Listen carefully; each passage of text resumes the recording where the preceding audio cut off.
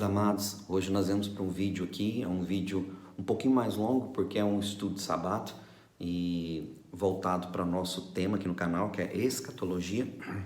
E o texto hoje, e o tema, eu quero falar sobre a vida de Nabucodonosor, né? E o simbolismo da estátua dele, né? Na questão, e também um apontamento profético para os dias de hoje. Então esse estudo eu vou começar ele hoje. Provavelmente eu devo terminar ele amanhã, eu devo gravar um outro vídeo, continuação desse, ok? Então Daniel capítulo 2 começa aqui exatamente, né, quando a ascensão de Daniel dentro do Império Babilônico. E aqui exatamente começa uma grande questão, né? Como foi isso? Que alguns falam, porque Daniel interpretou o sonho. Ok, mas vamos entender bem que sonho foi esse e por que que isso chamou tanta atenção de Nabucodonosor, que era o fundador ali do Império Babilônico. Então, no capítulo 2 de Daniel, se a gente ler aqui,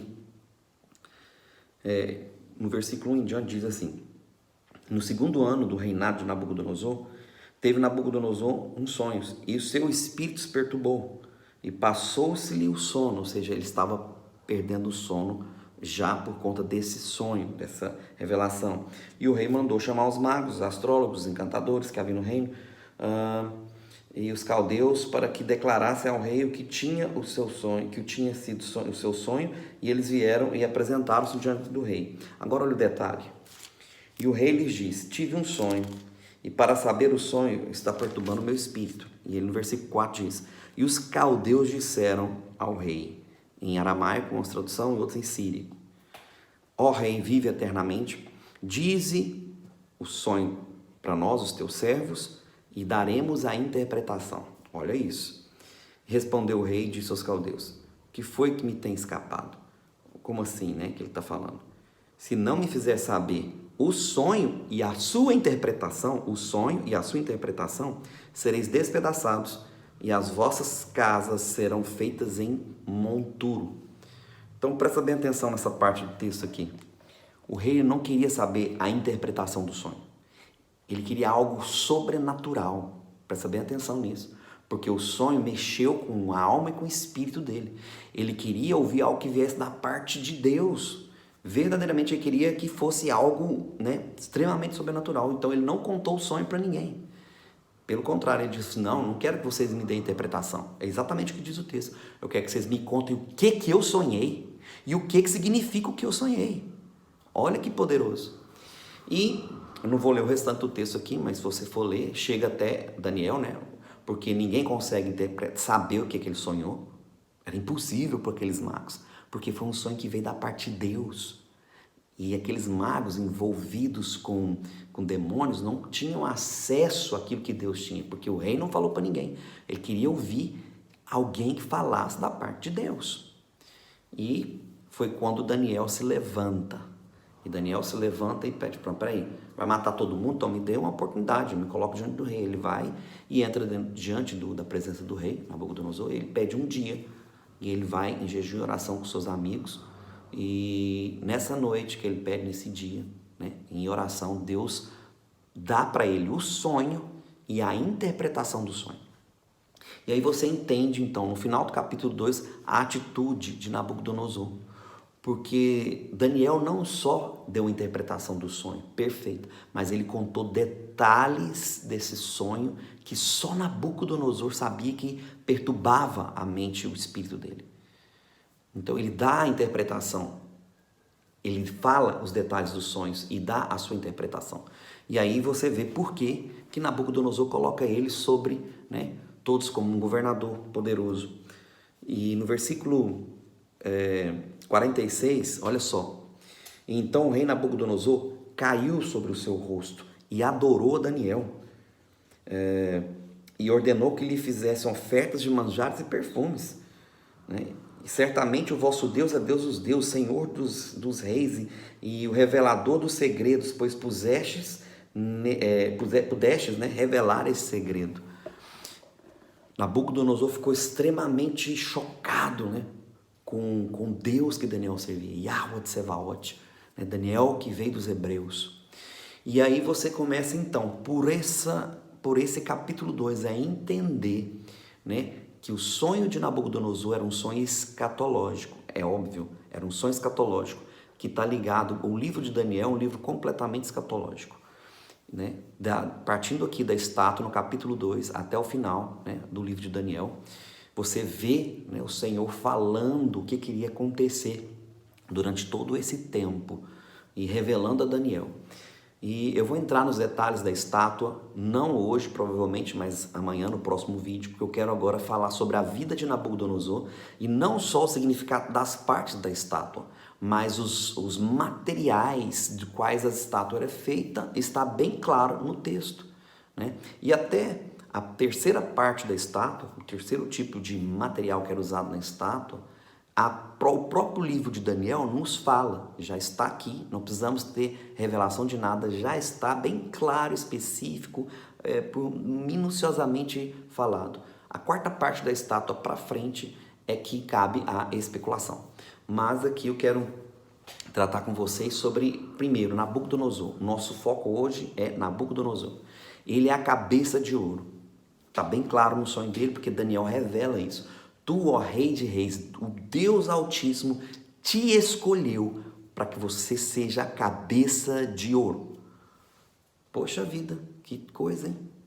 Mas você precisa entender que as duas primeiras partes da estátua estava com a intervenção divina completa ali e Deus estava estabelecendo alguns princípios. Primeiro, o ouro fala da palavra de Deus.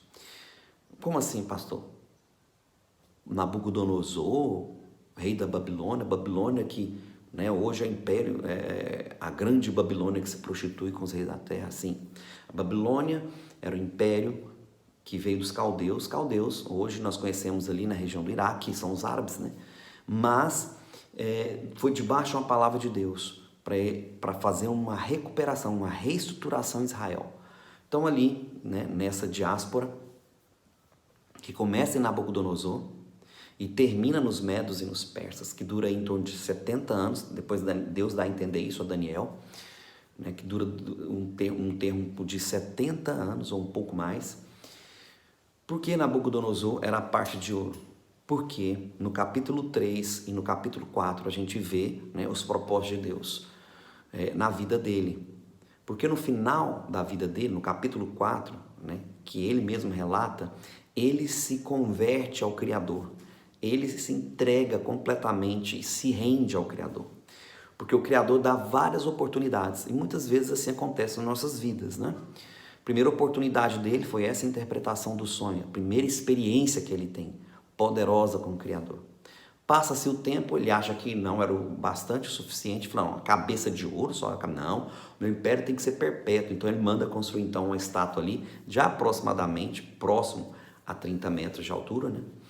E ali, ele fala, não, vou fazer ela toda de ouro, vou fazer toda de ouro. Que meu reino não vai passar, imagino eu. E ali ele tem a sua segunda experiência. A primeira experiência foi algo poderoso sobre a revelação que Deus tinha para fazer na vida dele. Segunda revelação, segunda experiência, foi ele ver com os próprios olhos, na vida de Sadraque, Mesaque e Abednego, né?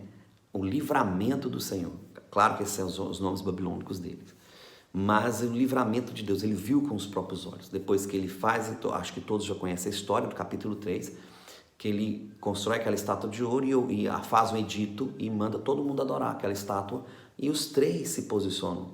Assim, não, nós vamos contra essa lei sua, porque essa lei fere o princípio da nossa lei, que serve ao nosso Deus, o Todo-Poderoso. E eles não se rendem, não se dobram. E ele fica extremamente irado, né? Na palavra que é usada hoje, possesso, literalmente, né? De espíritos malignos, com certeza. E manda aquecer a fornalha 7 vezes e fala, lança eles lá. Tanto que os homens que vão lançar eles na fornalha, já o fogo vem, lambe eles e queima eles ali. Mas os três caem ali e ficam caminhando sobre o fogo. E eles saem. Os relatos são poderosos, porque não há nem cheiro de fumaça na roupa deles, nem um fio de cabelo deles foi queimado. E Nabucodonosor vê um quarto homem como aparência de deuses, andando com ele, o quarto homem da fornalha, Claro que é o nosso Senhor poderoso, né? Nosso Senhor, né? Na teofania do nosso Senhor Jesus ali, o Senhor dos Exércitos, Yahuwah Tsevaot, na presença, né, teofânica dele ali. E com certeza, né, há um choque ali na vida de Nabucodonosor. Quando ele sai, Nabucodonosor, em choque, fala: o seu Deus é o Deus de toda a terra, segundo a experiência que ele tem. E ele fica, então ele faz o edito que deve se adorar a esse Deus na Babilônia. E a Babilônia então passa a ter uma mistura, né? Começa a ter uma mistura, porque Nabucodonosor ainda não está completamente convertido ao Criador. E ele permite que os judeus comecem a adorar, e não só permite, mas ele edita que deve ser adorado o Deus dos judeus, dos Yahudins. Você pode ler isso no capítulo 3. E aí nós nos deparamos com a conversão de Nabucodonosor.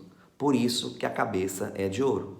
Porque no capítulo 4, como ele tem as duas experiências poderosas, faz o edito, mas ainda não se rende, no capítulo 4 ele tem um outro segundo sonho, que ele chama as pessoas para interpretar e ninguém interpreta. Ele lembra de Daniel, chama Daniel, e Daniel traz a interpretação, mas com muito temor, porque a interpretação falava diretamente de Nabucodonosor, que ele era aquela árvore, né, onde as aves do céu vinham se aninhar, e que uma mão, né, sem auxílio de homens, o machado vem e corta, né, aquela árvore, mas deixa nela o tronco e a raiz. E por 7 tempos, e aqui a gente vê a primeira vez falando sobre 7 tempos, e você ouve a palavra 1 tempo, 2 tempos e metade de 1 tempo várias vezes no livro de Apocalipse. E aqui nós ouvimos pela primeira vez a palavra 7 tempos. Nabucodonosor iria passar pastando com os animais, né, sendo molhado do orvalho do campo. E Daniel traz essa interpretação e Nabucodonosor fica, né, assustado, mas passa-se 1 ano e ele esquece de tudo. E ele ali passeando no seu jardim suspensos da Babilônia, que era uma das maravilhas do mundo. E de repente, né, quando ele fala: isso tudo é para minha glória, aí ele ouve uma voz do céu falando que era chegada a hora. E de repente, né, ele fica louco, transtornado. O reino é tirado dele, os seus sucessores ali, né, vão começar a reinar no seu lugar por 7 anos. Ele se torna um animal. E até que se completasse os dias e ele olhasse, depois de 7 anos, né, a palavra de Deus diz que ele olha para o céu, recupera o seu senso normal e ele dá glória ao Criador, o Eterno. E aí o reino dele é restabelecido, mas ele já completamente diferente. E aí no final do capítulo 4, você vê que o capítulo 4 é o próprio Nabucodonosor, né, contando a história dele. Ele contando sobre como ele se rende, ele se dobra ao Criador. E aqui no final do capítulo 4, ele diz assim: agora, pois eu, Nabucodonosor, esse é o final do capítulo 4, louvo e exalto e glorifico ao Rei dos céus, porque todas as obras são verdadeiras, e os seus caminhos e juízos pode humilhar aos que andam na soberba. Ele reconhece que o único Deus que tem poder para fazer tudo o que foi feito na vida dele e todas as experiências que ele teve é o Criador. Obviamente ele não passa isso para sua descendência. Ele não passa, porque os reis que vêm após ele, inclusive depois aqui o próximo capítulo é Beltesazar, que os reis que vêm, os seus antecessores, né, se corrompem, estão completamente corrompidos. Daniel está ali esquecido, né, esquecido ali, jogado a um canto. E quando o Império Medo-Persa vem, né, para tomar o controle, Deus, né, faz aquela aparição na parede ali para Beltesazar, né, escreve o dedo ali, todos ficam chocados porque ele tinha pego os utensílios sagrados dos judeus e colocado para orgias para mais de 1000 pessoas, né, os seus mais próximos ali. Então você percebe que a cabeça de ouro era Nabucodonosor, era o rei Nabucodonosor que implementou aquele império babilônico. A questão é que veio uma queda degradante até que passa-se outro império. E você entende que o primeiro império, né, que era Nabucodonosor, ele tem... Por que ele é a estátua de ouro? Porque ele se rende ao Criador. no final da sua vida, ele reconhece. Óbvio que o império depois cai em queda. Depois nós vamos entender, né, a segunda parte da estátua, que é de prata. E prata fala de redenção. Atenção. Quando o império passa para os medos e os persas, Deus procura a redenção, a remissão de Israel. Olha que interessante. Cabeça de ouro, Deus, ele é glorificado através da vida de Nabucodonosor, né, que se rende a ele. Nos braços e troncos, né, o tronco aqui e o braço de prata da estátua, que aponta para os medos e os persas, né, são dois braços, os medos e os persas. Está bem claro aqui, não precisamos interpretar nada. Prata fala de redenção. Quando você fala de prata, né, a redenção apontava ali para o Messias. Olha que interessante isso. Porque prata fala da redenção do futuro do Messias. E quando o Império Medo-Persa, né, naquele momento ali que aparece o dedo ali, Daniel interpreta o que está escrito ali, Mene, Mene, Tekel, Parsim, que é o que estava escrito na parede pelo dedo, que aparece da parte de Deus. Falou, o reino foi medido, foi tomado de ti e foi passado a outro. Pronto, e ali já estabelece esse império. Naquela mesma noite eles entram, invadem ali, né, a Babilônia e tomam tudo. E o interessante é que nas profecias de Isaías você encontra, né, Deus levantando também os reis medos e persas, o rei Ciro, inclusive Isaías 35, né, Ciro, meu ungido, chamei-te pelo nome para remir a Israel. E é os reis medos e persas, né, que pela influência ainda de Daniel, que começa ali, né, o rei Dario ali, ele começa, né, tem a parte ali que ele vai para a cova dos leões e ele se torna ali, né, um dos principais governadores dos medos e persas. Ele pega a transição dos dois impérios. E ele passa isso. Os judeus têm uma grande influência ali. E olha que interessante, lá na frente você vê que Deus levanta um rei, o Ciro, ungido, né?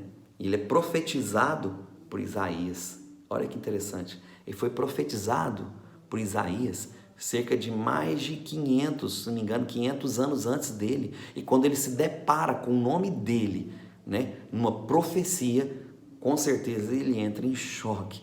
E ele exatamente, né, através da vida dele, começa então a restauração de Jerusalém, do templo de Jerusalém, né, o segundo templo, e também uma restauração dos muros de Jerusalém, que você encontra lá no livro, né, de Neemias. Né? Neemias foi uma segunda leva de Israel que foi.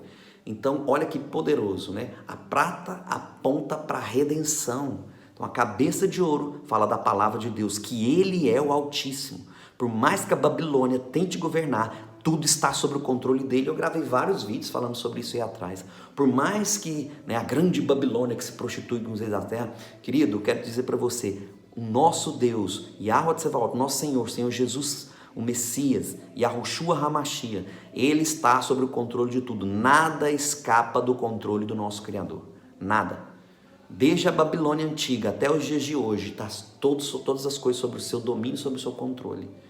Né? O ouro, Deus mostrando isso, que a cabeça de ouro, né? Por que é de ouro? Porque a palavra de Deus vai se cumprir.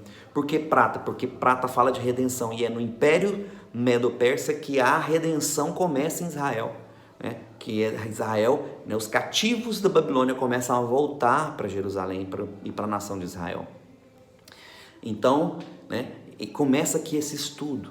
E eu começo falando sobre isso e eu quero dar andamento agora. Amanhã eu devo gravar, porque o vídeo já está muito longo, porque fala muita coisa, mas o vídeo número 21 eu falo sobre a questão da besta aqui, falo um pouco sobre a questão da estátua de Daniel. Mas eu quero falar de uma forma diferente para vocês, uma forma mais histórica e uma forma que possa abrir o nosso entendimento, até para entender o que nós passamos nos dias de hoje, ok? Então, não fica preocupado com muitas coisas, querido. Entrega o teu caminho ao Senhor, confia nele, tudo ele fará, entende? Faça como Nabucodonosor, mesmo no final da sua vida, ele se rende ao Criador. Mas não faça, né, simplesmente porque você precisa de algumas coisas, mas verdadeiramente reconheça isso, ok? Então esse é o nosso sabá. O estudo geralmente é mais longo, como eu falei para os irmãos, e começou hoje. Eu vou procurar terminá-lo amanhã no segundo vídeo, né? Que eu quero falar completamente sobre essa estátua, a estátua completa do sonho de Nabucodonosor, ok? Então eu falei sobre duas partes da estátua hoje e amanhã eu volto a falar da estátua completa com os pontos de vista histórico e o que aconteceu num ponto de vista bíblico, ok? Não quero fugir nada do que a Bíblia nos diz. Então eu vou usar os textos de Daniel e vou usar também alguns textos de Apocalipse para falar especificamente, porque essa é a primeira visão escatológica. A primeira visão escatológica, quem teve foi o rei Nabucodonosor, né? E Deus interpreta ao profeta Daniel, ok? Depois Deus dá toda uma completa visão a Daniel, né? E depois a João em Apocalipse. E eu quero falar sobre isso então amanhã, amém? Shalom, fique na paz. E que amanhã nós voltamos aqui com a continuação do vídeo para que nós possamos ser edificados, né? Errais por não conhecer as Escrituras e nem o poder do Altíssimo, disse Jesus. Então vamos conhecer as Escrituras e vamos manifestar o poder do Senhor através do seu Espírito Santo em nós.